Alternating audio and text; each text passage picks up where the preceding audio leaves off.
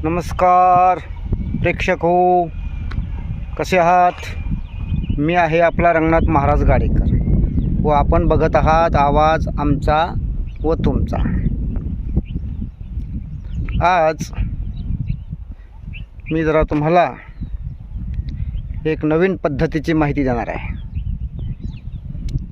ज्याला SRT असे म्हणतात. कारण दिवसेंदिवस ट्रॅक्टरचे, नांगरणीचे, मोगडण्याचे भाव वाढत चाललेले आहे आणि 1 एकर जमीन तयार करायची म्हणलं तर किमान शेवटपर्यंत 10,000 रुपये लागतात पेरेपर्यंत. आणि कधीकधी माल आपला कमी होतो, माल जास्त झाला तरी भाव कमी सापडतो, त्यामुळे आपला उत्पादन खर्च वाढतो आणि आपली शेती तोट्यामध्ये येते. म्हणून कोकणातल्या एका माणसानं सगुणा रिफार्मर टेक्नॉलॉजी नावानं, म्हणजे शॉर्टमध्ये SRT म्हणतात, अशी पद्धत शोधून काढलेली आहे. चला तर तुम्हाला दाखवतो. आत्ता तुम्हाला हे जे दिसत आहेत, ह्या 1 एकर वावरामध्ये मी बेड पाडलेले आहे. या दोन्ही बेडचं अंतर आहे 4 फुटावर. तसा वर जे आहे तर जवळजवळ 1.25 ते 1.5 फूट बेडची वर रुंदी आहे.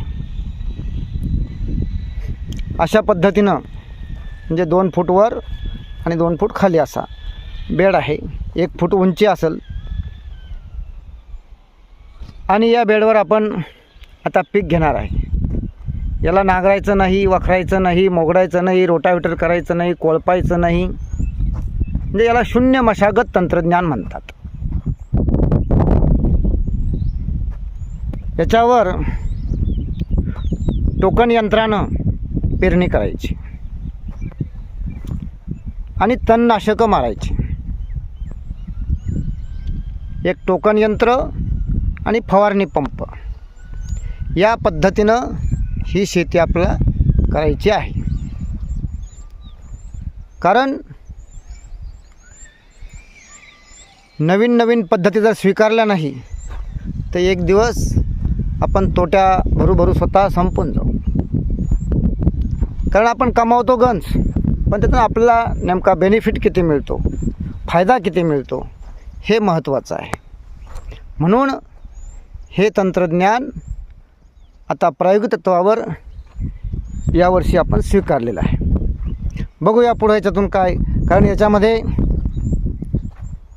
दसकटं ठेवायचे, त्याला कुजू द्यायचं. जे तण आहे त्याच्यावर तणनाशक मारून तेही कुजू द्यायचं. त्यामुळं जमिनीचा सेंद्रिय कर्ब वाढणार आहे. म्हणजे प्रामुख्यानं आपल्याला मग हे रसायन खतं कमी द्यावं लागणार आहे. कारण याच्यामध्ये गांडुळाची निर्मिती होणार आहे, जीवाणूची निर्मिती होणार आहे.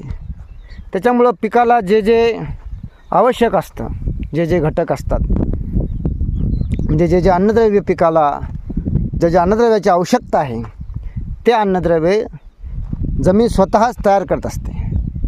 हे जे जीवाणू आहे, गांडूळ आहे, हे आपल्या शेतकऱ्याचे मित्र आहे.